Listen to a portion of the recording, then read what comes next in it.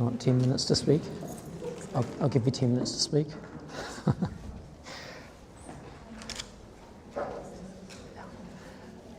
Okay, good morning everyone. I think I've been given the thumbs up to get started, so we've only got 20 minutes. Good to see you all here. We'll probably get a few more people popping in potentially as well. So to introduce myself, I'm Dr. Gregor Cameron, and I've been in the UAE quite a long time, for about 15 years.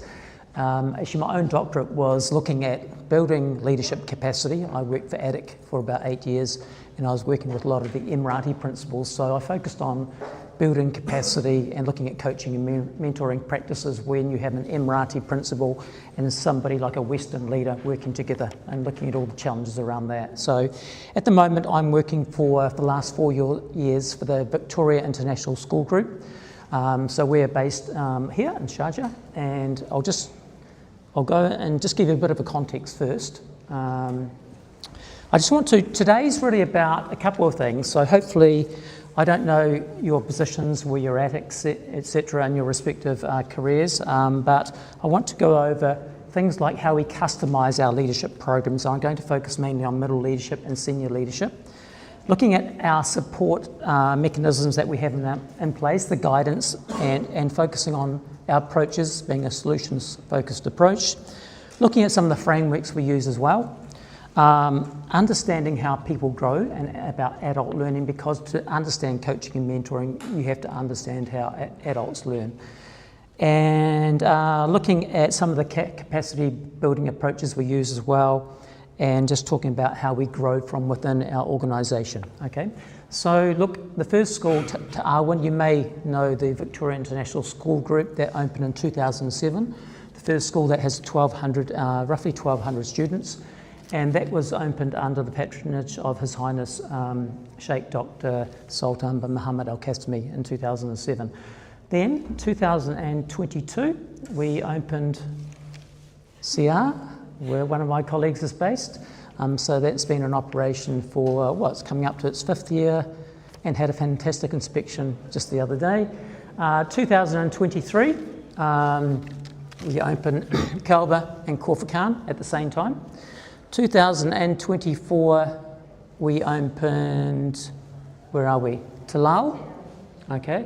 And then in August, we are opening Al Dade School. Okay, so we have 5-6 schools. We also have, we manage the French school as well. And then we believe in just over a year's time, we'll be opening another school close to the Ajman border. So we're looking at about 7 schools. Who knows where it will go from there? We'll see.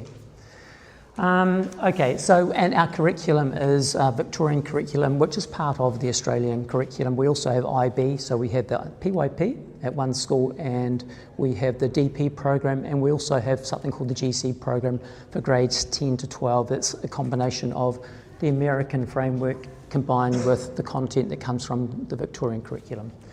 So that's our context, okay?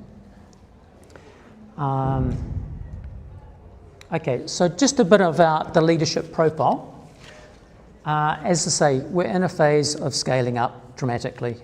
You think in the last, just what I've outlined there, the last 4 years, we've gone from 1 school to 5, essentially 6 schools. And actually, I should add, we're also opening nurseries. His Highness's vision is for nurseries to be attached to the schools. So we've got 2 nurseries open, and we're probably looking at opening another 4 to 5 nurseries being attached to those schools. Okay. So at the moment, we have 25 senior leaders. I predominantly work with the principals of the schools. So when I say senior leaders, I'm talking about assistant principals, deputy principals, and the principals. Okay. And sorry, we are adding grades. Some of our schools only start off as grade 6, and they're scaling up. At the moment, grade 8 is our lowest grade. Some of the schools, grade 10, grade 11, but only 1 is all the way through at this stage. We have 60 middle leaders. Okay, that's a huge number when you think about it. 60 middle leaders, and that's growing. That's with a formal recognition of a title, okay? We have many of our principals are first-time leaders. Okay, so many of them would be they would have been assistant principals, deputy principals, stepping into the role for the first time, and hence the support that they receive. And I'll go into a little bit of detail about that today. We do have student leadership. I'm not going to focus on that as well, but that's a big part of what we do across our schools, student leaders, and they get together a few times during the year, and it's about their growth as well. We do have a massive international mix, just like most of the schools in the UAE. Predominantly, most of our teachers and leaders come from New Zealand and Australia. It's becoming harder and harder sometimes to attract them from Australia. That's all to do with a number of things, one being salaries as well. Okay. And then from many of these other countries as well. And yeah, I think, as we know, with international context, retention is always a challenge. People are here on a contract for a couple of years. If we keep them for 2 years, they've fulfilled that contract. It's great if we can keep them for 4 years, 6 years, etc. Okay, but the challenge of middle leadership and investing and that sort of stuff, I'll touch on that as well. Okay. So the Leading from the Middle program, I want to talk about that first. So that's run by my colleague, Sarah Koval. She's the manager of early years and primary. And what I used to work for independent schools in Queensland, in Australia, and there were about 250 schools. And one of the programs was called Middle Leadership, okay, Leading from the Middle. And so I basically took the principles of what we learned from that program, and into this context, Sarah has sort of evolved it and shaped it up so it's customised for this context. Okay, it's called Leading from the Middle for a reason. And I went to a conference. You've probably heard of Andy Hargraves, and he talks about leading in the middle and leading from the middle. And this is one of his research articles. So our program is sort of based on that as a bit of a framework. If we think about leading, the differences between leading in the middle and leading from the middle. So leading in the middle was about implementing initiatives, whereas leading from the middle was about taking initiative as a middle leader. Okay? Leading from in the middle is about coherence and connection, whereas leading from the middle is about collective responsibility. And that's a big part of our leadership programs is collective efficacy. You've probably heard of that term. If you look at John Hattie's research, teacher collective efficacy is powerful. The effect size is like 4 times. So what I'm talking about is four years of growth. So developing the individual's capacity and developing that collective capacity as well. It's developing communities, okay, not just systems. Often management of middle leadership is just about systems. You're a conduit. I report up and I report down. I'm caught in the middle, okay, and that's one of the challenges. And it's about transforming learning. So in terms of the middle leadership program, we try and customise it and make it according to the needs of the person. So if that person is a middle leader because of well-being or they're the maths curriculum lead, we don't want to be giving them more and more work. We want it to be based and shaped around what they currently do as a middle leader. Okay? So I'll just go through a few of these things. As I say, it's based on evidence. It's been built upon and evolved from some of the work that we did back in Australia, and it's based on some of the work of Andy Hargraves plus quite a few other researchers around collaborative professionalism and leading from the middle. We do have accountability, so we have the AITSL standards, Australian International Teacher and School Leadership Standards. So all of our teachers, all of our staff, all of our leaders, we have leadership standards, we have teacher standards. There's new middle leadership standards that have just come in from Australia. We'll be working with those and embedding those into our documentation as well. Okay. As I said, the main focus is to develop individual and collective leadership capacity. But one thing that failed or did not go well in Australia that I've learnt and I insisted on this program is the senior leaders were not involved. So when I had about 25 schools in the middle leadership program, I'd go along to the schools, I'd work with say 8 middle leaders. The principal would say, oh, they're over there, they're waiting for you type thing, okay? But so one thing we've made sure we do here is the senior leader as a mentor is also heavily involved in the school as well. They have to know, they have to lead it. Okay, they have to be seen to be leading it. They also have people attached to them as well. So I'm a mentor, various people are mentors, and they would be working with their mentors on a regular basis. It could be meeting 6 times a year, having quite a few hours of conversations. Okay, so that's that coaching and that's that mentoring, and I'll touch upon that in a little bit more detail. Sorry, I know our time is really short, so I'm going 100 miles an hour. I've already talked about that. The other thing, we're evolving this so they have micro-credentials, because to give it credibility, we don't want it to be a lecture. We don't want it to be like this, where I stand up and talk to you, okay? There is a bit of that. There is an element of that. But it's actually about sometimes, like for instance, emotional intelligence with La Trobe University. People do an online credential. All the other middle leaders at the moment are choosing something else according to what they would like to focus on. If it's about literacy, I'm looking for a PD course on that to develop my capability individually and collectively. So, and that's all paid for. Comes out of the school funds, but doesn't come out of the teacher's pocket. So that's really important. We want to focus a lot more on that. And it could be that that also leads to, if they want to do like a master's or something like that, that may help as a credit. It's after school generally, time poor. Middle leaders are time poor. We know that's a struggle. Cross-campus conversations where they do get together. I was at Talau the other day and we had middle leaders from many of the schools, about 20 of them together for 3 hours, sharing about coaching and difficult conversations. That was a topic. They have a lot of supporting resources. For instance, I've developed a coaching booklet like this. This is quite a comprehensive booklet. It's got difficult conversations that takes them through things like what coaching's all about, the differences. We don't focus on a particular model. It's about developing how to have a coaching conversation is important. What are the coaching processes? What's peer coaching? What's data coaching? What's that all about? Peer conversations, data conversations. It's up to the schools. Maybe we will evolve that in time and we will focus on specific models, or maybe the school will develop its own model. And that's what we did in Queensland, okay, where they developed their own coaching model. And then at the end of the year, they come together for outcomes. Anyway, I need to move on. So I want to move into the senior leadership team. So as I say, there's about 25 senior leaders, and I want to focus on both the types of approaches we use. Most schools will follow this approach. You're familiar with that sort of approach, okay? So I talked about the 8 SEAL standards. We have a cycle of teacher performance and development, a 1-year cycle. They have an appraisal, they have like a conversation with myself, they may have a conversation with my CEO, Mr. Pera, etc., etc. There's goal setting, etc. Okay, but okay, I'll leave this for now. This is what I want to focus on in a second. So they have, this is what an example of, this is not my writing, this comes from the 8 SEAL standards for senior leaders. So they've got 5 professional standards, practice principles.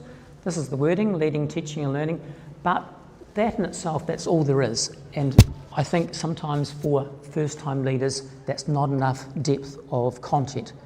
Okay, so what I did, I looked at a lot of documentation from around the world, but particularly from Australia, and we've developed these things into a bit of a job description of your accountabilities.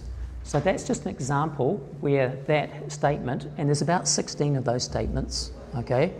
No, there's actually 20, because it's 5 times 4, 20 statements. And for every statement, there's a lot of detail about what is it that you should be focusing on as a principal in your school and as a senior leader in your school. Howdy. Okay, so I won't read that out. You can sort of see that for your own information. And then there's also obviously the usual evaluation. So they self-reflect, and then they would have conversations with myself and maybe another person as well. You're welcome to take photos, just keep me out of it. Okay, so, and then the goals come from that. But what I want to focus on a little bit more is this is the core of what we're about. So in my role, I work with a deputy director, I have a CEO, I have a manager of early years and primary, I have a head of ministry subjects. So we're pretty much the core group, the 5 people. And we're about going in and it being critical friends to the principals. Okay, we're a smaller organisation in relation to GEMS, in relation to LEAM, etc., but we never want to be, how could I say, like a big brother approach. We always want to be about, they're the experts, they need support, we're a critical friend, we go in. I would go into schools a principal would expect to meet with me every fortnight, and sometimes I'm there for a whole day. I'm sometimes there by myself, I'm sometimes there with the entire team, and we decide on how that's all going to work. Okay? Could be that my manager of early years is doing classroom walks. I could be doing it with her or with the leaders. And then we come together during the day. So it's about 5 minutes to go. So it's about that critical support. Okay? So we're there sometimes as a coach, we're there sometimes as a mentor. I don't have all the answers, or my colleagues don't have all the answers, about finding those answers together. Okay, so the context defines the role. Sometimes I go in, here's the situation. Sometimes I have to operate as a coach, just ask questions, because the answers, coaching is all about the answers coming from the person. It's prompting. Sometimes they don't want that. They just say, tell me the answer. What is the answer? What do I do? Okay, sometimes I know, sometimes I don't know. So the mentoring also kicks in there. And it's about reading a situation, and the skills of a leadership coach is being able to flip from mentoring to coaching, and doing that constantly. So the context is really, really important, and some depends. Some schools are small, some are large, some are complex, some are not quite so complex. Some leaders don't need much help. Some leaders need significant support. So it's about, I suppose, customised approaches to that. I've also introduced something called quality assurance checks. So we've got 10 areas that we focus on. So learning enhancement is an example. We'd go into a school and we have targeted conversations. It's not to catch them out, it's to spend 3 or 4 hours with the appropriate people in the room and then say that I can use that information to identify the gaps, areas that we need to provide significant support. And I'd say to someone like, it could be Jim, hey Jim, from the discussions that we've had, this school needs some support in senior secondary and developing their curriculum. So it's formative, but it's also summative. Feedback is critical, okay? No different than a teacher. Well, why do teachers receive classroom observations? Why are they appraised? It's about receiving feedback. You can't grow unless you receive the appropriate feedback. Same with the principals, same with leaders, constant feedback. And I think the beauty of what we do is that we're constantly there. They're always receiving feedback, okay? Constructive feedback. This is an interesting one. If you read all the coaching stuff, they say you can't be a line manager and you can't be a coach at the same time. In theory, I agree with that. But I've probably been working with leaders for 15 years plus, and it's all about relationships. I believe you can do that if you have the right relationship with that leader, okay? This is core. I just went to, I think there was a person from the University of Nottingham, was it, who was talking about, he showed like pedagogy in terms of teaching and learning. That is such a small proportion of what they focus on, but that is core. A principal has to know about teaching and learning. Okay, if I'm with a deputy principal, assistant principal, or teacher, and I'm talking about teaching and learning, they have to know whether that person knows what they're talking about. Okay, so pedagogical leadership is probably one of our most important things. Even as an assistant principal, sure we have pastoral care DPs, etc., but most of our leaders focuses on teaching and learning, being an expert in teaching and learning. Okay.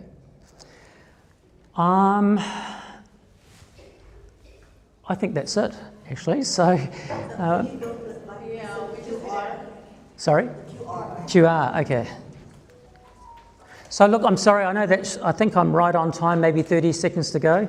So if you have any questions, please, I'll hang around as well, but if you've got any questions, please, welcome to ask me now. And appreciate your time. Have a good day. Okay.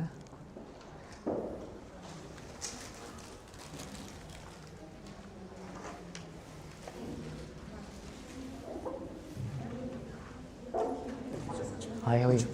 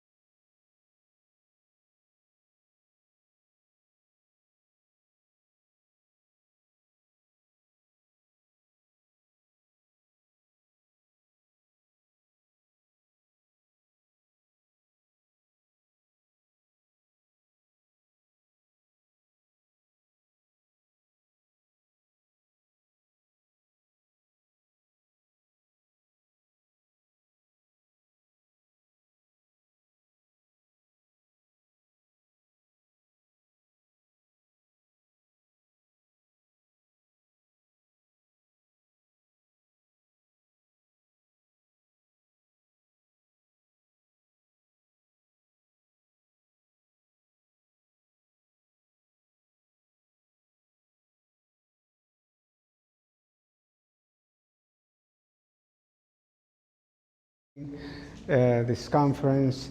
In addition to me today from SPIA, I have my esteemed colleagues here, and I want them to kind of just introduce themselves because some of you may not have seen them. Right, start. Assalamu alaikum wa rahmatullahi wa barakatuh. Such an honor to have you all here in Dr. Sulaiman session. My name is Rana Nazar, one of the team on Continuous Improvement Department at SPIA. Thank you. I'm Sharjah. I'm also a colleague of Dr. Sulaiman, and I'm so happy to be here. Yeah, go ahead. Introduce yourself, yeah. We want. I'm so happy to be here. I belong to early years sector. Excellent, great. And my colleague here? Yeah, nursery advisor. Okay. Well, so I thank you very, very much. I just wanted you to know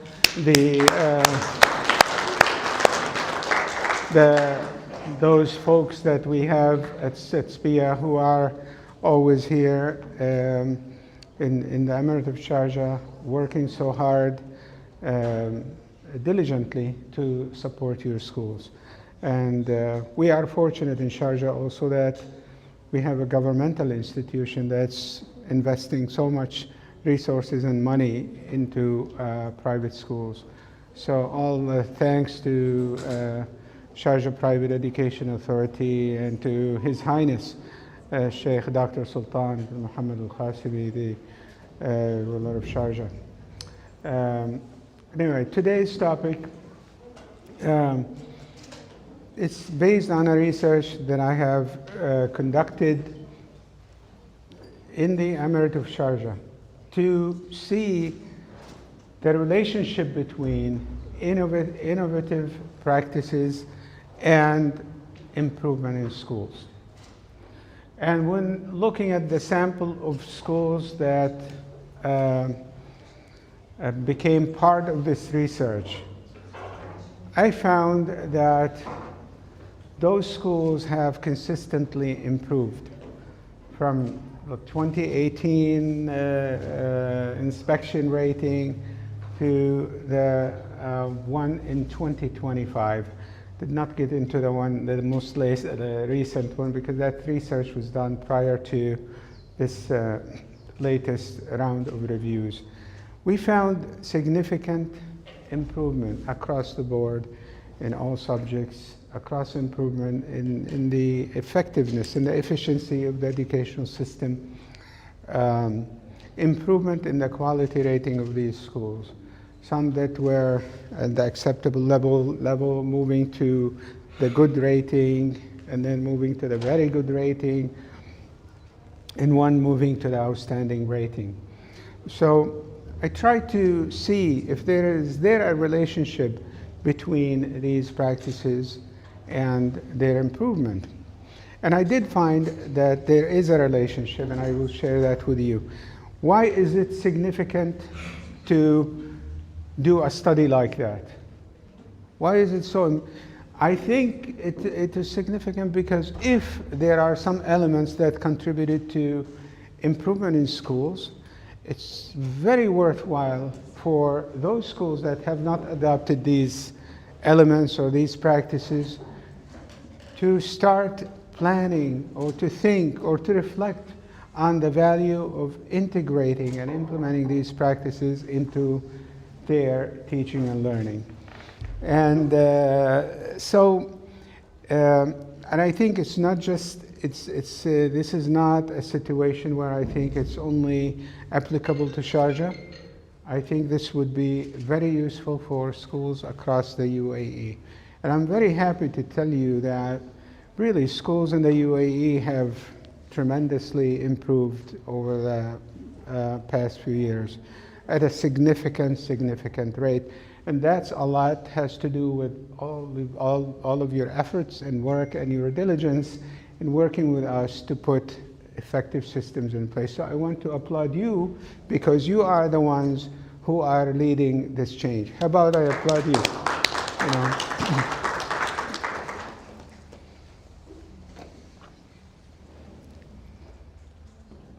Okay.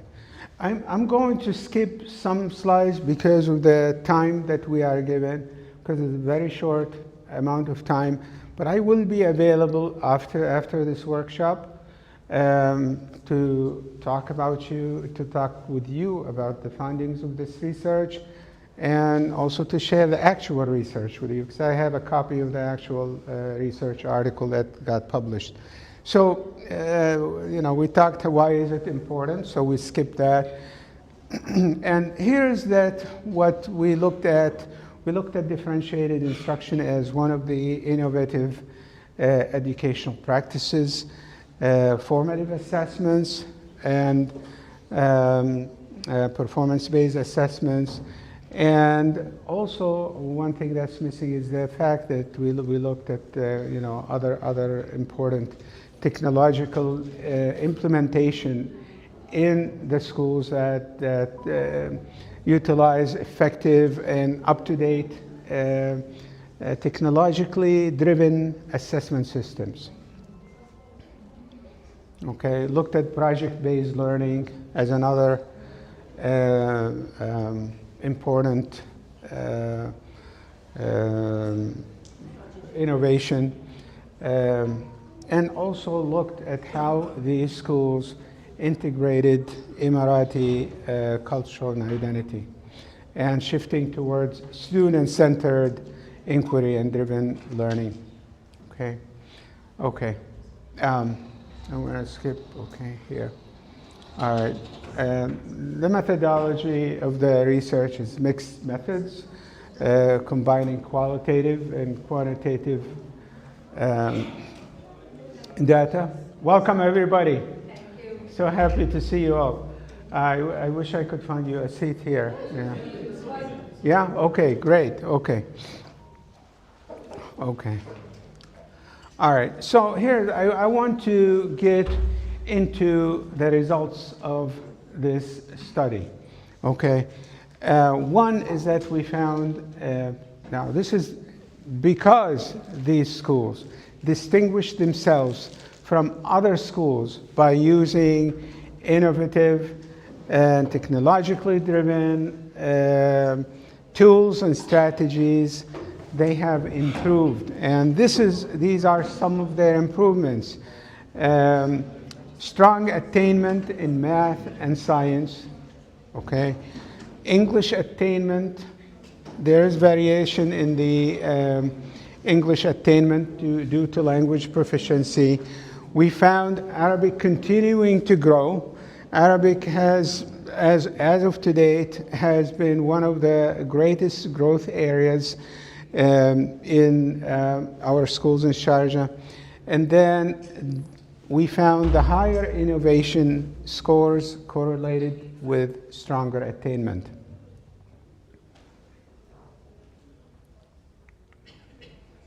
Okay. And we found also strong progress in schools using formative assessments. Using assessments to inform practice, essentially. That's why teachers use formative assessments, to inform teaching practices. GEMS Millennium, if anybody from GEMS Millennium here, I'm mentioning you as one of those schools, identified as the top performer, achieved outstanding rating. Now, here's an important finding, is that weaker progress is linked to reliance on traditional instruction. So where some of these schools relied on traditional instruction, you found a correlation between the reliance on these traditional methods, like teacher-driven instruction, teacher lecturing all the time, reliance on, handouts, the 19th century method, traditional teaching. Okay. So, you could see that if you want to have an improvement in your teaching and learning, you want to continue to innovate and use a more rigorous and more innovative teaching practices. Okay. I'm going to take you over the findings from the 6 schools. Okay. I will take each slide will reflect my findings. I don't know if this is available for you to download on the conference application. No, because I had it uploaded, so. It will be available later. Okay, all right, very well. Okay, here's the findings from GEMS Millennium.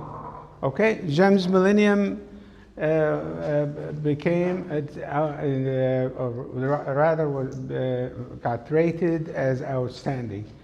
Okay, the only outstanding rated school in the Emirate, in the Emirate of Sharjah. Okay, so here are some of the characteristics of what they put into place. One is that they used teacher assessment data to identify individual students' needs. They customized their lessons for both high achieving and struggling students. So they differentiated instruction, they differentiated their lesson planning, they differentiated their strategies.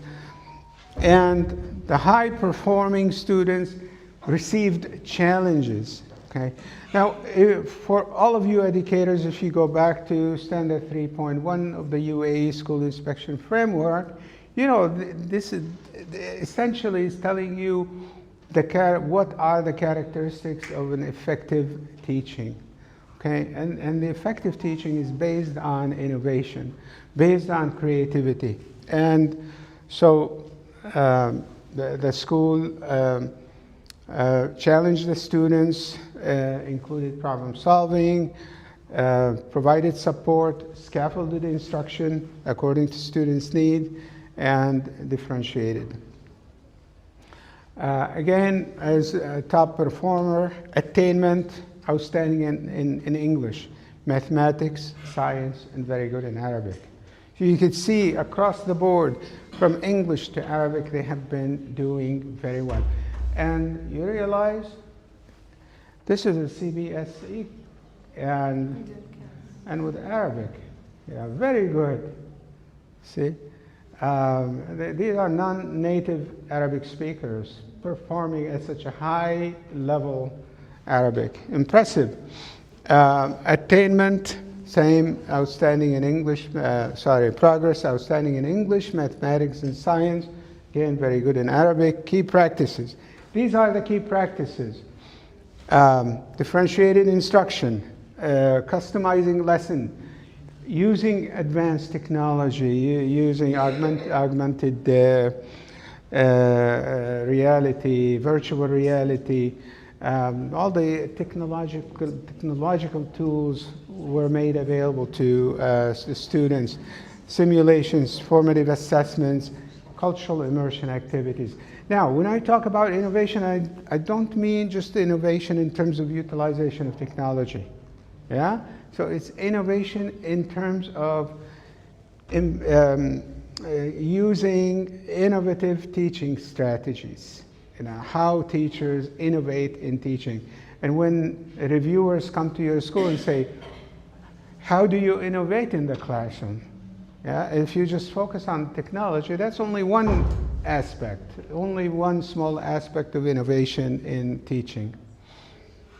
Al-Ma'rifa school is the second school with an attainment of very good and so on. You can see this. Here are the key practices. Differentiated instruction with tiered tasks. Again, you will see that those 6 schools share common practices. One, they differentiated instruction, challenging students, engaging students in problem solving, STEM activities, business fairs, AI-based heritage projects, injecting technology into heritage projects, cooperative learning. And cooperative learning, here's my colleague, Dr. Bodenstein, who introduced the first day session on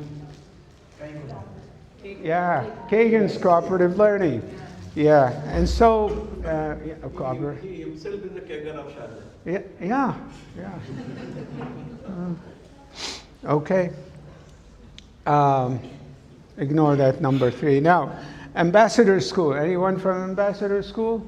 Hey, here. Oh, did you know I'm going to talk about your school today? No. See? Okay. So Ambassador School is also a CBSE curriculum school. Very good in English, mathematics, science, good in Arabic. Yeah.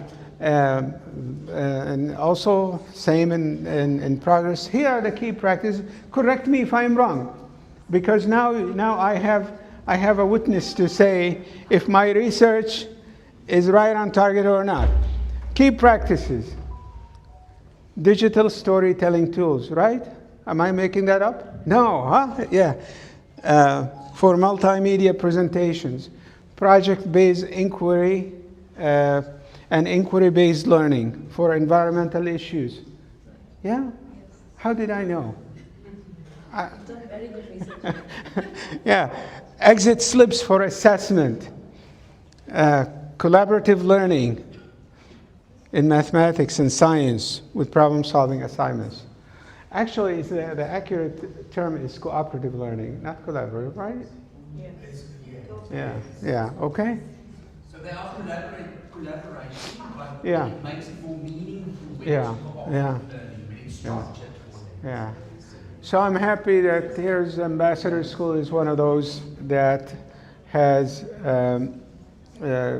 received excellent results because of their utilization of innovation. Emirates National Schools. Anyone from Emirates National Schools? Okay. Emirates National Schools is an American curriculum school. And they got very good in English, mathematics, very good progress as well. Key practices. Again, talk about differentiation. For students with special needs, strong technology integration, data analytics, robotics, coding, hydroponic farming, beautiful farm that they have at that school. You should just make a plan to go and visit, see what they do, their farming, the space that they have. Map testing with formative feedback. Yeah,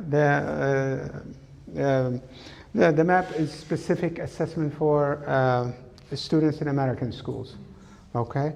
And so they use the results to provide feedback to students. AI, cultural projects. Wasn't there another school that used AI? Al-Ma'rifa. You see, common threads of best practices and innovation that connected those 6 schools. Arabic language clubs, collaborative STEM activities, role playing, role playing. Okay, oh, sorry. Oh, what? This is going in the wrong way. Here we go. Okay.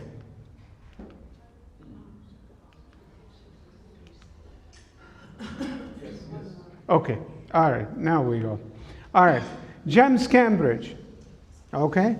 GEMS Cambridge, as you see, attainment in progress, very good to good, or good to very good. Practices, personalized learning, technology with timely feedback. Again, you see all of those schools included feedback as part of their teaching and learning. Self-paced learning, particularly successful in mathematics. Okay. So one thing is common in all GEMS schools, the self-evaluation, the peer evaluation and Peer evaluation and self-evaluation. Which is going on leading Yeah. the school. Are you from a GM school? No, I'm from International School of Communication. Oh, okay. All right. Okay. All right, now, Lycée Français. I have my colleague here who works with Lycée Français. You can correct me on what my findings here. Very good, very good. I mean, it's actually very good. Okay, key practices, inquiry-based learning in science with hands-on experiments. Okay, like weather conditions and plant growth. Okay, culturally relevant case studies. They use culture, that's an innovative way, use case studies. Because teaching is not all about just, engaging students in a conversation and lecturing. But, you get the students deeply involved in the study of any subject by using case studies. And also they connect it to local issues. Okay? Local situations means real life application, right? Yeah, local. Like you related to the UAE? Yeah, local context. Yeah, local context, local to 5 minutes. Okay. Is it 20 minutes or half an hour? Okay. All right. I got 5 minutes. Sharjah English School, British curriculum. Again, differentiated instruction, flexible grouping, etc. Linking science with English. Okay. All right. Sustainability projects. For your session, we need And then 1 hour. last of those is the Victoria International Schools. Key practices, differentiated reading, peer assessment, okay. Heritage, visits to heritage sites in the UAE, okay. Okay, here's something just to sort of summarize. All the 8 schools, I'm sorry, I said 6. All the 8 schools that we discussed. Teaching approaches aligned with the UAE inspection, okay? Strong emphasis on quality teaching, shared best practice, differentiation again, and differentiation across all subjects, okay? All right, we don't need this. We went over this. These are the schools. This is based on the 2023-24 findings and the school performance review, and the 2023-24, no, sorry, the 24-25 ratings. Okay. All right. All right. Here are the recommendations. My recommendations: 1, extend differentiation. Technology, so differentiation, technology, enhancing Arabic teaching, okay, and content to make Arabic lessons more engaging. Enhance project-based learning. And what else? 5, expand culturally responsive teaching. So we've got 5 recommendations to really move your school, to help you in the transition rather, or in your journey from where you are today to a position of outstanding and excellence. So I want to thank you very much. 1 to 5, please. 1 to 5, okay. Here. Okay. Okay, you got that yet? Okay. Okay. Improve teaching, integration.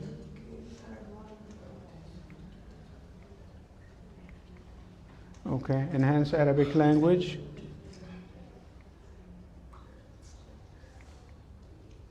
And project-based learning. And culturally responsive teaching. Do we have time for questions? Yes. Hi, I love your presentation. Right now I am wearing a parent hat. I was also one of the speakers this morning. The recommendation, technology integration, is amazing. I see STEM, but do we really need it for kids as young as 7 and 8 in year 3, where tablets are mandated and there are lesser controls? I think you want to use technology in the context of students' developmental age or developmental stage. I am not an expert in terms of the use of technology. Okay, so anyone here with expertise in early childhood, because they can probably give us a perspective on what is best in terms of utilizing technology for I'm study. struggling as a parent. I don't want him to have access to a tablet in year 3. Yes. In my school, what we are doing, we are using the technology, especially for the meeting area, like cross games and other things. We have to be using for that one. We are not allowed to with the students like for Colleagues, do me a favor. Do me the right thing by just giving the evaluation. Thank you very much. Please scan to evaluate. Give me your honest feedback. That's a good question, but I don't know. I don't know what. Make them techno-savvy instead of becoming techno-addict. Thank you. Thank you. How? Thank you for being here. That age.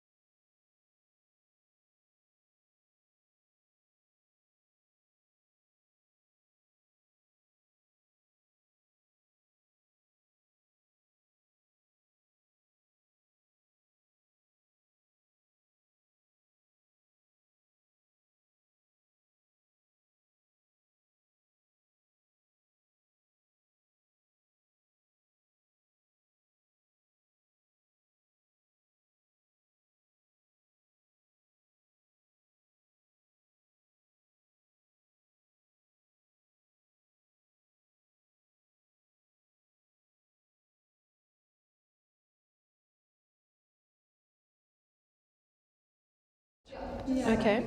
We don't have too much time. Okay. We have only 20 minutes, I think, right? Before we start though, can we just say, obviously this session has got a 5-minute break in the middle, but we propose that we just run through because it's the last session, and just to walk out and come back in again for 5 minutes probably doesn't make that much sense. So if you're all okay with that, I hope that's fine. I hope you survive. Great. All right, so I'm supposed to give the thumbs up. So welcome everybody, and thank you so much for attending our session this morning. Before we start, I just obviously want to thank Speyer so much for inviting us, Kat and myself, to be here today. Also Dr. Shaban and Maitha Ali. We also were fortunate enough to connect with 2 local schools. That was Leaders Private School here in Sharjah and Far Eastern Academy here in Sharjah. So we thank those schools for their hospitality and for letting us have access to their community. We really do appreciate that. So in terms of who we are, welcome again. I'm Jane. I'm a director at TP Bennett Architects. I like to think that I really do understand schools from the inside out. I have been a school board member. I developed a program to enthuse and enlighten students about architecture called Architecture at School. I have 2 children who've obviously been to school, been to international schools, and in my spare time, I'm a horse lover. The reason this is so important to me is that I came to horse riding quite late in life, and my daughter is an experienced horse rider, and she taught me how to ride. So it was actually wonderful, my child teaching me something. I'm going to hand over to Kat. All right, I'm Katrin Tenham. I'm a director of Paragon Middle East Architecture and Interior Design firm, where I hold a bachelor's and a master's degree in architecture with a keen interest in educational architecture. I have extensive experience in international schools and campus design, and I draw have a keen interest in nature and how that can support learning together with how we can derive from it in architecture. Thanks, Kat. So what I'd like you to do for a moment, please, is close your eyes and think back to your own school days. And I'd like you to think about a space that was positive for your learning, a space within which you enjoyed learning, and equally try and think of a space that was more negative for your learning. So which space is, oh, I don't want to be in this space, I can't work, I can't learn in that space. Just take a few seconds just to think about that, and then, just give you a moment. So a positive and a negative space. And then if anybody's willing to share some of their thoughts, I'd love to hear from the audience. Yeah, for negative, even still I'm in my dream also, I'm not able to complete my exam. So the stress of the exam hall and not, yes, I'm sure familiar to all of us. Anybody else in terms of, yeah? So, like, if I think about my childhood days in the schools, I have this vision coming in my head where there are trees and outside sunlight is coming there. That feels safe, comfortable, happy place. And the classrooms which were dim and narrow spaces, these are feeling like, I feel like that, no, I would like those places. That's fabulous. So outside, space to learn, inside, very cramped. Yeah, the best thing in a school is canteen. Okay, yeah, very important, very, very important. Yeah, we have one more, yes? During winter, the teachers used to take us under the tree and take the classes. Yes, so lovely, isn't it? Just to be outside in the natural environment. Yeah. Fantastic. So That's thank great you. to hear. Right, so today's workshop, what we're going to touch on is the power of architecture and then the paradigm around educational architecture, which we've all inherited. We're going to look and see, is there a possible way forward, some ideas about a way forward, and then end up with a summary of a potential charter for change. So in terms of the power of architecture, architecture, it goes without saying, is incredibly powerful. We believe that learning is dependent on the student, the educator, and space.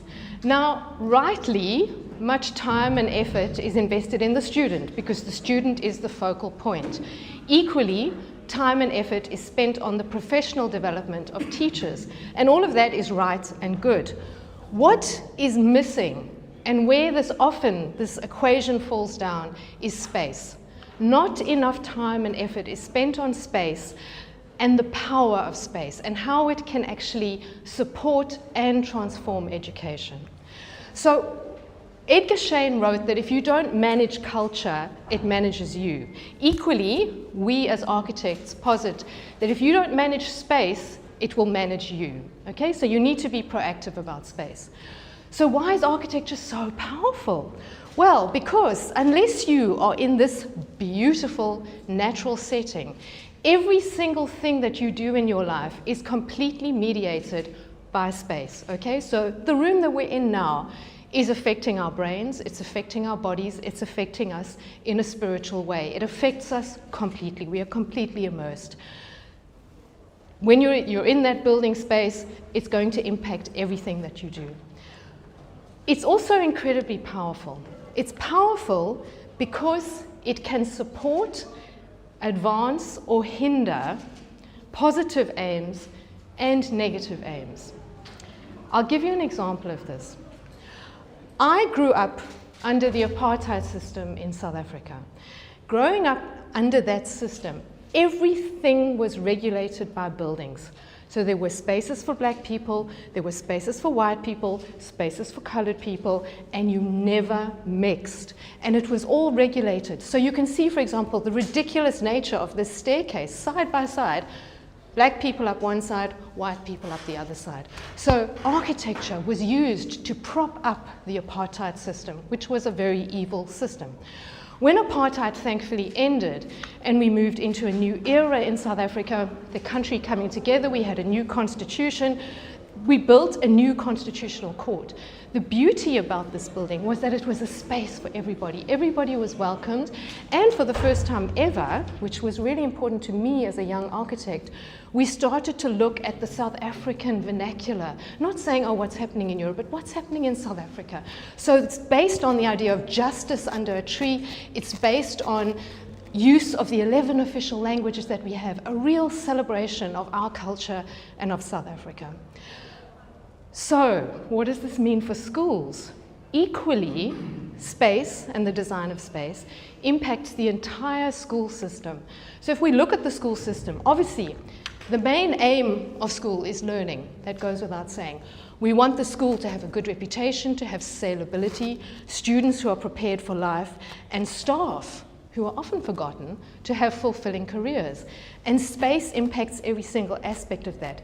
It impacts the operations, how the school is run, how the community flourishes, and what your overall strategy and aims might be for the school. The space both supports and catalyzes changes within all of those aspects. So the problem is that we've inherited this paradigm called cells and bells. Can anybody tell me what cells and bells? Have you heard that term? Does anybody know what that term means? Is it a foreign term to you? Okay, so essentially, cells and bells is this. Okay, so it means a series of cells, literally cells, okay? One room after another. Then there's the bell. Ring the bell, start the lesson, ring the bell, end the lesson. It's a very regimented way of setting up a school and running a school. Does anybody know where this comes from? Yes. It's very similar to jail. Yes. Exactly. I didn't want to actually say that, but that's absolutely true. So does anyone know where this cells and bells comes from? I'll tell you where it comes from. Victorian England is where it comes from. Okay, so Victorian England, and as you know, at the time, Britain was probably the strongest colonial power ruling the world, and they wanted to spread out that method of education across all of their colonies. This method of education has its positive sides because, of course, many children who otherwise might have been working in the factories or the farms had at least some semblance of an education. But the aim of this education was to actually create clerks to run the empire, soldiers to fight the wars, and people to make things. So that was really how that education system was developed. And of course, it's now spread out across the whole world. We've seen it, Kat and I see it all the time in this region, but it's across the world. So we really have to start to challenge this. We have to say, we are this generation, it's our responsibility to say what's right for our students going forward. So here we come to potentially a way forward. And I'm going to hand over to Kat. So we were lucky enough to have some support with SPEA to go into a bit of research on 2 schools, as Jane had mentioned before. We visited sites, we've gone through a number of architectural analysis on the existing drawings and understood fully how those schools operate. Now, we then further went into interviews together with the principals and the heads of schools. And I think most importantly is that we conducted surveys where we engaged with over 1,000 people, being students, parents, and teachers alike. And that was extremely powerful. You'll see later in our slides, just to understand it in further context of Sharjah specifically and the school specifically, and what it is that the students are looking for. So before we go into where we need to advance to, it's important to understand what the basics are and get the basics right. So if we look to the basics of natural lighting, I think we touched on it just now, and the power of natural lighting in a space. It regulates the circadian rhythm, it helps manage how you feel in the space, it helps give you a sense and a connection to the natural world. When you don't have sufficient day lighting, you look to artificial lighting. And it's important that the artificial lighting is suitable to the task at hand, it's suitable to the context, it's not a generic application throughout. The visual connection to the outdoors, it is really important for the developing eye, which is in younger children to teens still happening, that there is a connection, a visual connection outdoors beyond the immediate room, and that helps develop the eye and reduces the risk of myopia. The internal air quality is also extremely important. The oxygen levels reduces fatigue. It really enhances how you feel in a space. And in order to learn at your optimum, the space should be conducive to that. If we look at temperature, again, reducing fatigue. If we have the right temperature controlled, that then puts you at your optimum to learn. Acoustics, similarly, speech comprehension or comprehension of what people are trying to say and what you're trying to learn from is important when the classroom is at its optimum acoustic levels. And then biophilia, this is something that is really important to me, and I think it's inherently to how we adapt in space. So when we don't have the physical connection to the outdoors or to nature, biophilia and that connection is really important. How we can do this when we don't have a physical view out, a physical connection out, or a view at least out to the natural environment. There's ways to deal with this in terms of large-scale wallpapers, which may reflect the natural environment and gives you a similar response, or similar bodily response to the natural environment. And then lastly, circulation and using physical activity through spaces. It can be done similar to this image, where when you're moving through classrooms, you have that physical activity, which then allows you to further concentrate within the spaces. So this would be just the basic of what we expect the space to do in order to learn more efficiently and have better learning environments. Thanks, Jane. So to truly support education, architecture has to be clever. We should be designing for storytelling. And storytelling is more about what it is in terms of a culture that you're trying to portray and how the space can facilitate it. We've conducted a survey between students and staff alike, and this was to understand the desire of culture and what the current culture is of the school, together with where the future culture and what it is that we're striving to achieve. To that, or further to that, we've had a look at the space and what the current space feels like and where we would like the space to move to.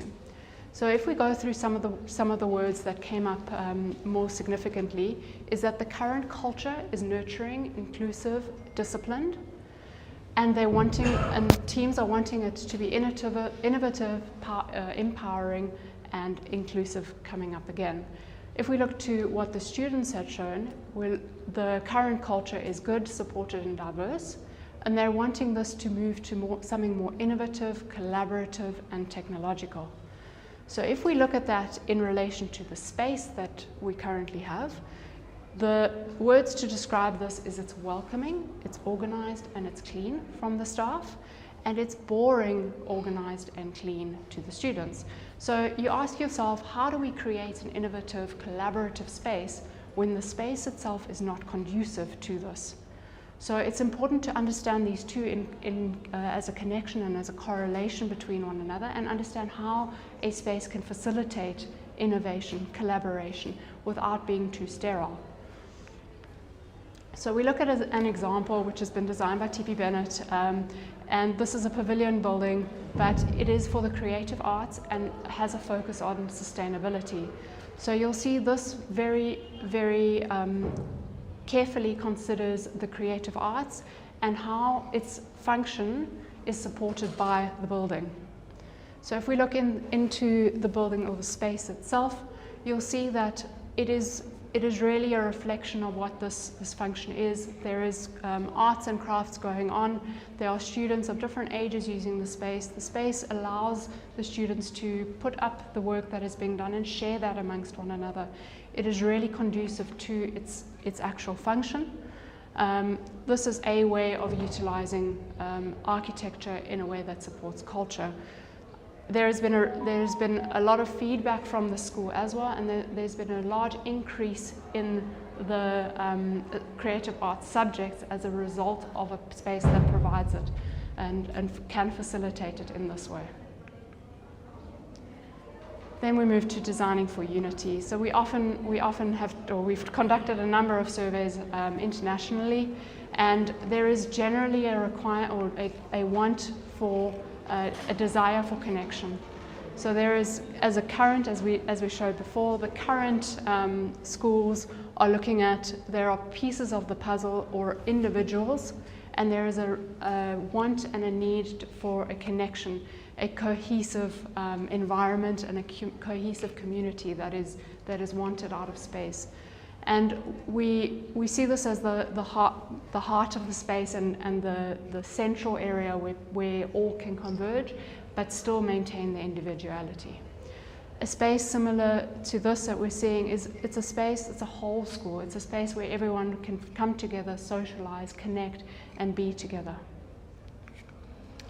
The next thing we're going to look at is design for agency and curiosity. So how do we design for agency? So agency means giving the students and staff the opportunity to find the space that is best suitable for the task at hand, for that moment in time, for how they might be feeling, for how they might want to interact with others, or how their brain works generally.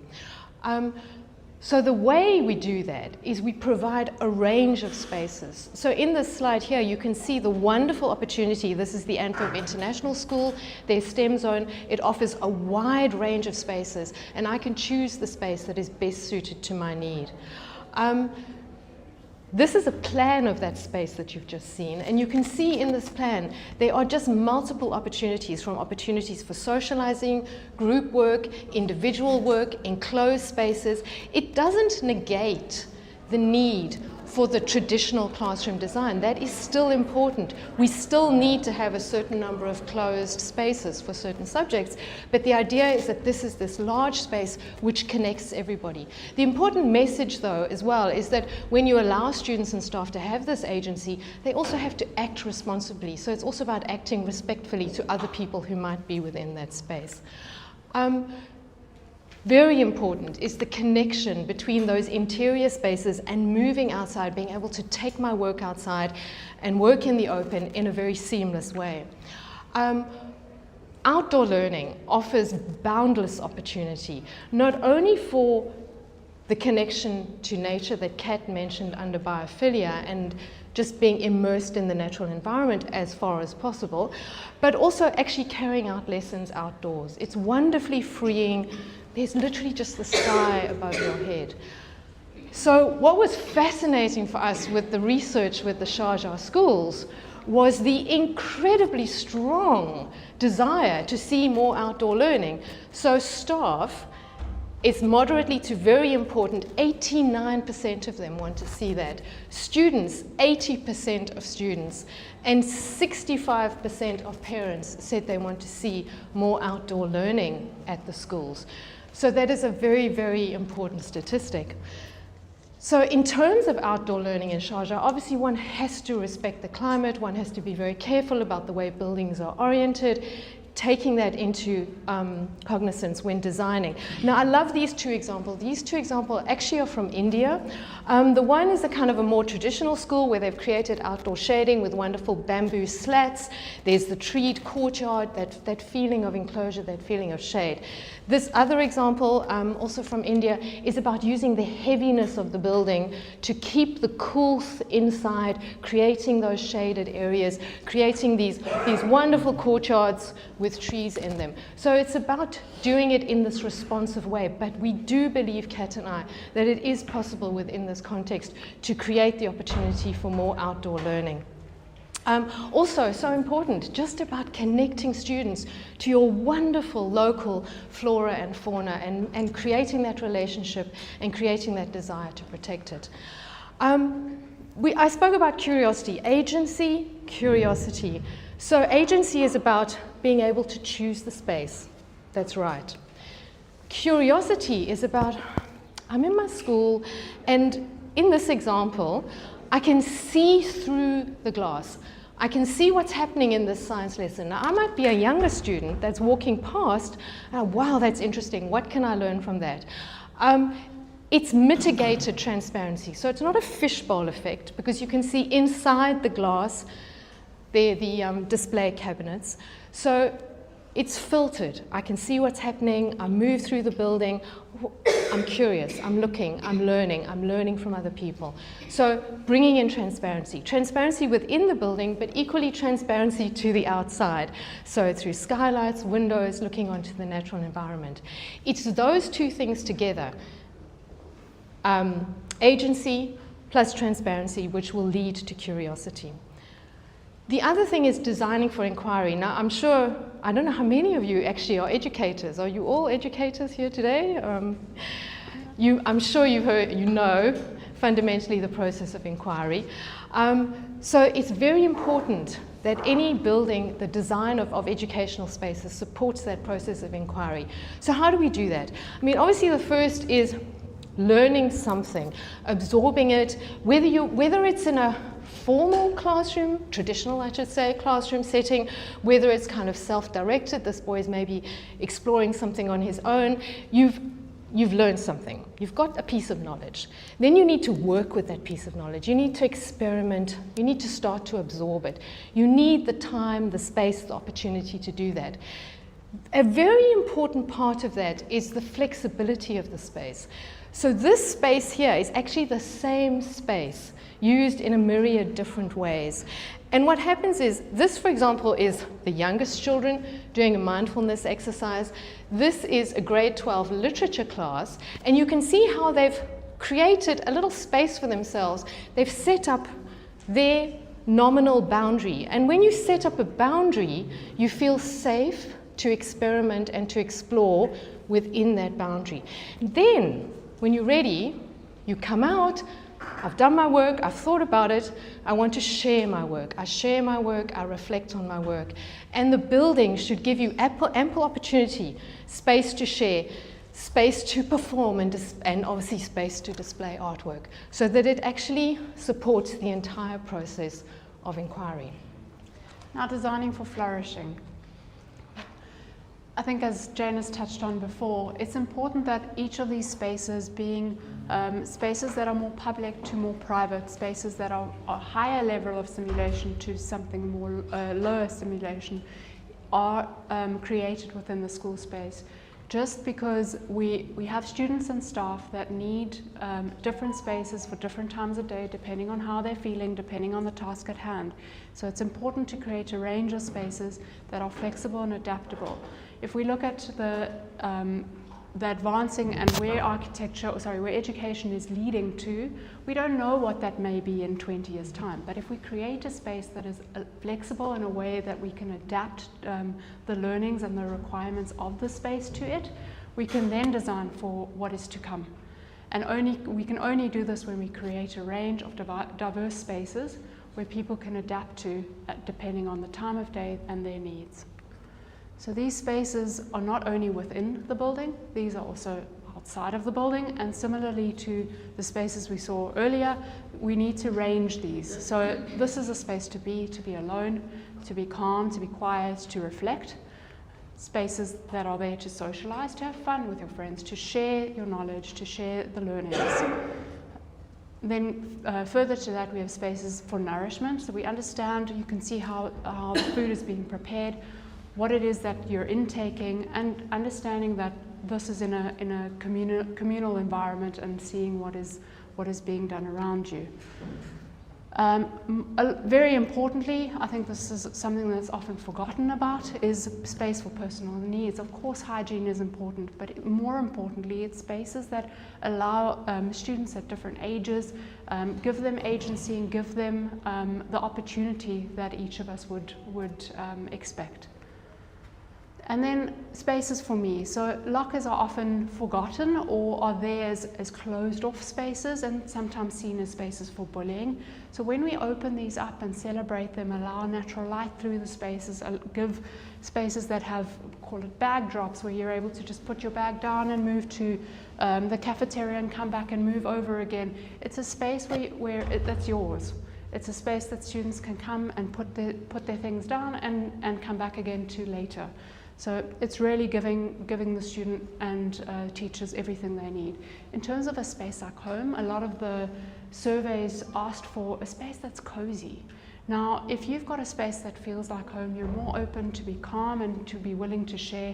So we see spaces like this that both for students and for the educators are required just to be able to come down and to focus on the tasks at hand for you. So now to our Charter for Change. Now, many of the images that you saw in the preceding slides come from the Antwerp International School STEM Centre. And the point is, we know that this works. Why do we know that it works? Because we do extensive post-occupancy evaluation and we work with the stakeholders to find out what the space is actually doing for them once they move into the new space.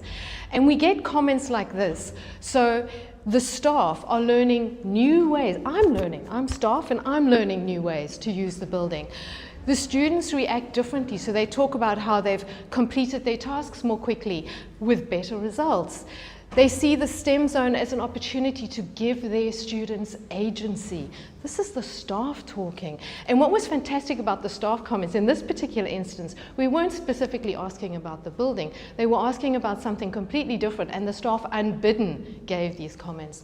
With the students, they said, it's a great place to come together. When we first got to the school, the students had no place to be. They were like sitting in the corridors. Now they have this wonderful place to socialize. And as well as learning, we all know socializing is so important at school. They want to come to school to be with their friends. They've got places to sit quietly and study.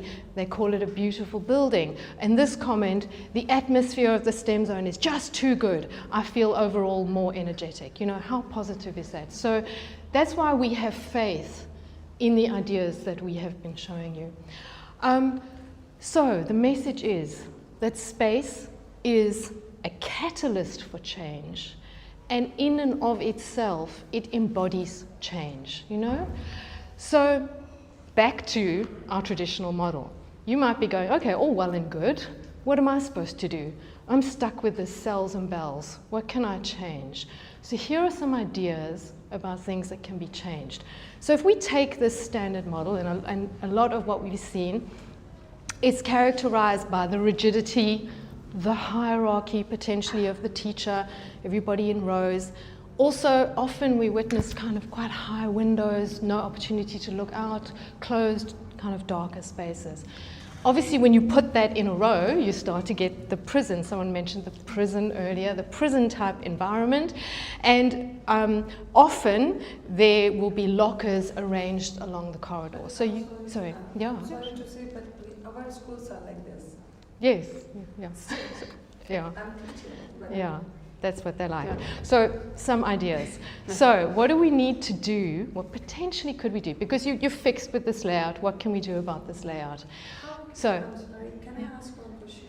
Sure. How we can contribute, like you're telling, like I'm a teacher, how can I contribute on this thing in my school? I think it starts with you asking the questions. I think it starts with you saying something like, I've learned this, or I've done this research, this is a different way of looking at space, and can we have a discussion as a community? Yes, I think it's about speaking to potentially in the first, coming with your evidence, but speaking to leadership and saying, I have these ideas, may I talk to you about these ideas, and slowly trying to create change. Not just you, but hopefully some of your colleagues as well. You know, going en masse, I think probably has more power than just you as an individual.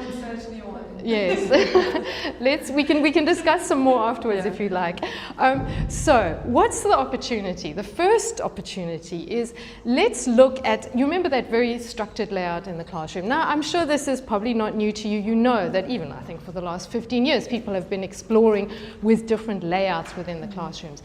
It's about what do you want those layouts to do, because if you think to early years classrooms, so with 3, 4, 5-year-olds, those are more often actually more interesting because they actually have different, I'm going to do dress up here, I'm going to play with the little kitchen over here. I have that opportunity to move around. Why do we lose that? We have it in office buildings more and more. Why do we not have it for older students? So it's about defining your needs as a school. And granted, you will still need to have some classrooms that are more structured, but maybe you have a sofa in those classrooms as well. But other classrooms, you can think, I want a different setup with the furniture. I want to provide opportunity within that classroom itself. That's step number 1. Step number 2 is saying, okay, how can I deconstruct the way the space is currently?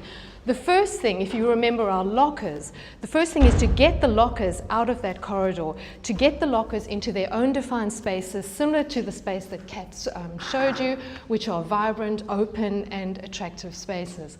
So we've moved the lockers out. The next thing we can do is we can actually start to deconstruct the walls. Now, you might say, oh, I don't have the money for this, what am I going to do? Well, one of the first things you can do is just punch in a small window, similar to what we have here. Get some light through these often very solid walls. If you have the opportunity, you can also explore changing some of the walls for very thick, heavy acoustic curtains, which can be opened and closed to create different spaces. We've got pivoting doors, folding doors, again, the light coming in through glazing, a whole range of opportunities. So the message is here is get the lockers out of that corridor, start to break down the walls in any way you can, and start to create that openness, that flow of flexible spaces that can be changed to your needs. So you could actually, this could be a stage, it could be for performance. Equally, these curtains can be closed and that can be a more private learning space for older students. Many, many opportunities. And then beyond that, we keep mentioning the outdoors, is obviously making sure that there's light flooding in and that you have that opportunity to move easily into the outdoor spaces. So that's if you have an existing school, the cells and bells. If you are fortunate enough to be able to build a new school or increase the size of your existing school, then what we propose is thinking very carefully about the layout of those classrooms so that you create spaces between them for that kind of different types of learning. Again, the flexibility of the walls and a much larger space between the classrooms to allow for this coming together as a whole school. And we just created some visuals for you of what potentially that could look like. So you can see in this wonderful space, you're connecting 2 floors with a big communication stair, you've got the light pouring in, and you've got all these different opportunities through the space. When it comes to getting further into that space, just explaining to how there's that connection, the connection to the outside, and then the classrooms, kind of off the side with a lot of glazing, so everything's connected. Ultimately, again, down to the classrooms themselves, the individuality, giving those different opportunities. So this could be a science lab, they're doing experiments, thinking about what they've discovered, and maybe discussing it in groups at the back of the classroom. So there's that opportunity. It's not about everybody doing the same thing at the same time and not having the opportunity to direct their learning themselves. So ultimately, we don't know. The sky's the limit. More and more technology is coming into schools. We need to respond to that as well. And there are different ways. It's just in its infancy, different ways of responding to that. But at the end of the day, our message is clear. Get the basics right, then design for storytelling, design for unity, agency and curiosity, inquiry and flourishing. We're going to end there.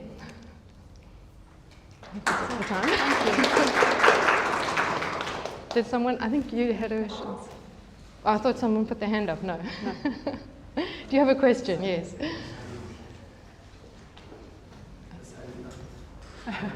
Sure. Sorry? I mean the teacher. Oh, sorry. Sorry. She was asking. Teacher, you are from which school? You said you have the same in your school. Yeah, we have like this, but in my classroom, what I'm doing, I structure for my class, for my students. I make one area for the story role play area, one I make it for the inquiry, one I make it for the investigation area. We don't have big classes, but I just divide areas in my classroom. Fantastic. So we have like differentiated activities. After that, they will move on to the choice board. Like they will move, and now you can do this. It's up to you. First mine, then you can do whatever you want. So we are doing like this in the classroom. I think that's absolutely fabulous. And I think that's happening, it's happening more and more. I think where it's not being progressive enough is moving outside the classroom. So students can easily move out, still be connected, and move back in again and have that agency. The weather is good, we are taking them out for the STEM activities, we are doing the projects outside. Even sometimes we are taking class outside in the garden or somewhere, you can take them out. So even we are talking about the science, I love science because when I'm doing my science class, I'm taking them out. Because science is totally based on the practical. It's not writing, it's not about they can watch the video or they can watch it. They should be feel, they should be use the 5 senses. That is very important. Exactly. Especially in science. Absolutely. So for science, I'm taking them out. For English and everything, I divide my areas in my classroom. I know it's every school is different. We can give them, they give us only space, not your. Exactly. In your room, we are home teachers. It's like a home. It's your home. Absolutely. So how we are decorating the home, we are decorating the classroom. Exactly. Thank you. Can we have? I'm in School of Scientific Innovation. In Sharjah? Yeah, in Sharjah. Do we have another question? Yes. We can tell there are teachers in the room. I have 2 questions. Thank you for the insights. I think what you presented is a testimony to the progress that's needed in the education landscape. First question, do you have any research to back insights or information about the impact of, let's say, rethink architecture, its impact on learning outcomes? And the second question, there is a growing demand in terms of integrated offers to education ecosystems and ministries from thinking, designing, building the school to operating the school, curriculum, edtech, etc. Do you have any experience partnerships with mainly internationally with other providers? Yes, so for your first question about evidence, yes, there's a multitude of evidence, and we also have our own personal evidence as well. As I gave you just a taste of that, we've got documents about how we speak to people, we analyze how the space is being used, and we look at the impact. So that's the answer to the first question. The second question, I wasn't entirely sure, you're talking about government organizations that want to change their systems and we hear from the edtech landscape, and we hear many messages from ministries, mainly internationally, for the need of consolidated offers, from designing, building the school to operating it. So it goes from architectural services, but also curriculum, teacher training, edtech, etc. So do you have any experience in collaborating with other stakeholders? Yes. absolutely, yeah. All projects that we deliver, we engage with all stakeholders. We try to get as many stakeholders as possible and deliver. I think in other words, you would say you provide consultation for investors. Oh, yes, everything. Yes. Sorry for misunderstanding. Yeah. No, we do provide everything. We provide a full service, and we do all of it. Yeah.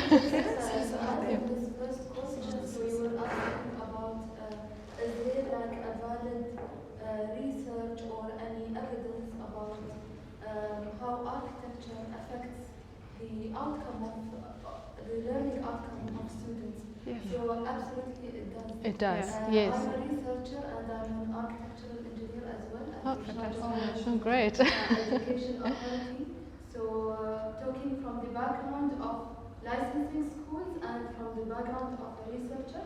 So yes, it does affect, and it strongly affects actually students' learning outcomes and several perspectives, not only like certain aspects. There are plenty of research on how nature emphasize or enhance the learning outcomes, the daylighting, the ventilation, anything related to even the color, yeah, absolutely, holistically. I'm not too sure. And then you had a question, yeah. Just, I think one of the limitations which you may face is the space needed for the number of students. Oh, absolutely. You're 100% right. You bear in mind we had 45 minutes. We had to try and be, but I totally agree with you. I think you cannot have a model where you are just pushing and pushing and pushing more students into a space. It's so, from a flourishing, well-being perspective, it's really, really bad. Obviously, from a teaching perspective as well, it's very, very, very, very detrimental to educational outcomes. And there has to be a considered approach. And if a school reaches its maximum, it reaches its maximum. You know, you typically don't take an office building and say, oh, I'm just going to throw another 100 people in there. You can't do that. You know. It's maybe difficult to make transformation from old type school to a new type because we cannot handle the capacity. It's better is to start from the beginning the new model and consider how many square meters exactly, and fix those limits and you know, abide by those limits as well. What's important can be done with the existing one. Oh yes, it can be done, yes. No, we're talking more about don't like fill the school so it explodes and then you're very stuck in terms of how you... About the plans, there were 160 students in the first one, the cells and bells, and you can still fit 160 in the last one. So it's not about losing space. Yeah. Sorry, Kate. I think onto that point is that the extension of spaces shouldn't be seen as non-learning spaces. Those are also an extension of the classroom. So I think it's important to acknowledge that the bounds of the classroom is not purely the only learning space. The full building should be seen as the learning spaces. It is a challenge, I understand. Obviously, it's a traditional way of looking at the way we quantify pupils, but it's important that we understand that it goes beyond the classroom in terms of learning environments, and that the interstitial space or the corridor space that we're trying to break up and use is an extension of the learning spaces. So it's not seen as breaking the classroom as a whole and reducing its size, and that space is given away to what we traditionally see as communal space. I think if we can build the learning also can play a role in this, because we can give you learning, online learning for lessons which doesn't need correct physical space, physical connections, and then we save the space for the lessons which we need. Correct. Thank you. Thank you. So, Thank you for the insight. Actually, it gave me another exposure. I've been teaching 27 years. We are the in charges in our classes, right? To some scope, we have this thing, like the ideas you show, the changing of the desks and the things. I've been experimenting. Whenever I go to the class first, I make the atmosphere. I pull up the curtains and things like fantastic, that. And you can transform, like the students who are very motivated, I make them to sit near to me or on stand or make the stations. So some of the changes in the class we ourselves can do. Little modification. We can understand, we cannot change the because our school is 40 years back and it's very little hope that they could change, but wherever we can do the modification, we are doing it. Right? It's so this is a really good insight that we have gone through our little ideas also, how we can do. And most of the things I can see in House of the Wisdom. Most of the ideas are explored there. Oh, fantastic. That's great. The trees in between yes. walls and all that. Yeah, okay, that's fantastic. And just your point about you can make change yourself. Don't underestimate your power. It's back to your point. Don't underestimate your power. Talk to your fellow educators. Think about space. Speak to leadership. Find out what the strategy for the school is and say, right, if there is money available, could we think about this, this, and this? You have the power. Yeah. So. I would like to add a very simple point for all our teachers over here, educators, or maybe school owners. We are the building section at SPIA, and we launched a new design guidelines that reflects what was presented here today. So thank you for your presentation and for sharing such awareness. I think point number 1 is awareness. Point number 2 is willing, and then everything else can easily be done. We can share with you all how can we transform our existing buildings into like more recreational spaces, flexible spaces to enhance the learning outcomes. And yes, thank you. Thank you. Thank you. Okay, great. Good. I think if you have a big class or whatever, you have the best thing. If you will welcome the student with love, they will even love the small space, and even they will love the